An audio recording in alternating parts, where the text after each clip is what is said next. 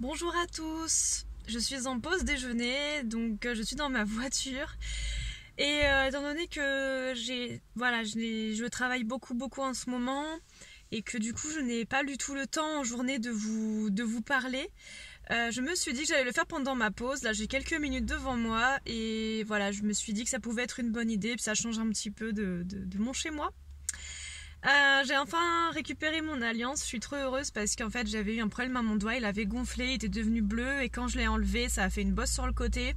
Du coup on a dû l'agrandir de 2 tailles et le truc c'est que en fait j'ai un début d'arthrose, voilà. Je suis super contente. Donc du coup c'est un tout début, c'est des prémices d'arthrose, donc malheureusement ça peut arriver à tout âge.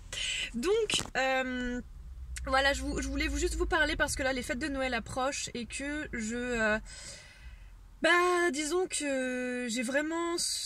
En fait, clairement, je vous dis, Noël, j'ai pas envie de le fêter. Je le fête pour le cousin d'Orlan, ça me fait plaisir pour le cousin d'Orlan. Noël, j'adore. Mais y a pas de souci, j'adore les fêtes, j'adore se retrouver en famille, les cadeaux, tout le tralala, bien manger, j'adore ça.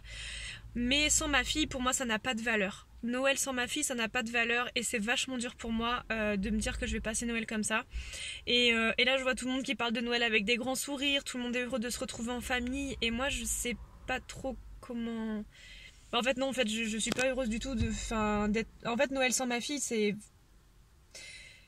y a pas d'intérêt, tu vois. Enfin, rien que de vous en parler, ça me fait mal au ventre, ça me fait mal à l'œsophage, au diaphragme, je sais pas, mais ça me dérange dans mon ventre quand je vous en parle.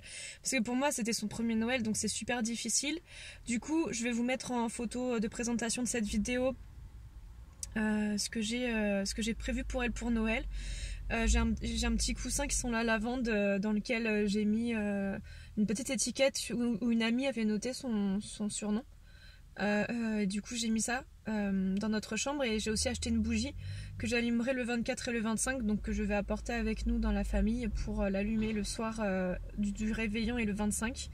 Les 2 jours je veux qu'elle soit un petit peu comme présente avec nous et comme elle pourra pas être là,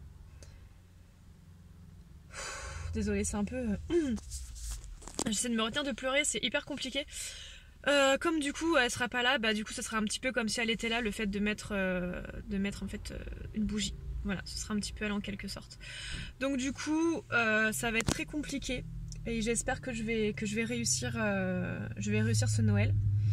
Et en fait en ce moment je suis vraiment en colère de ne connaître que le corps inanimé de ma fille. Ça me met en colère. Je pensais en avoir fini avec ça et en fait non, ça me rend folle en fait de me dire que j'ai pas pu l'avoir bougé, qu'elle a pas eu le temps de bouger, qu'elle a pas eu le temps de faire quoi que ce soit, ça me rend triste en fait. Voilà, donc du coup je sais pas du tout comment je vais... J'en ai marre en fait, j'en ai marre de me dire que je pourrais jamais l'avoir bougé, jamais l'avoir évolué, ça me fait beaucoup de peine en ce moment.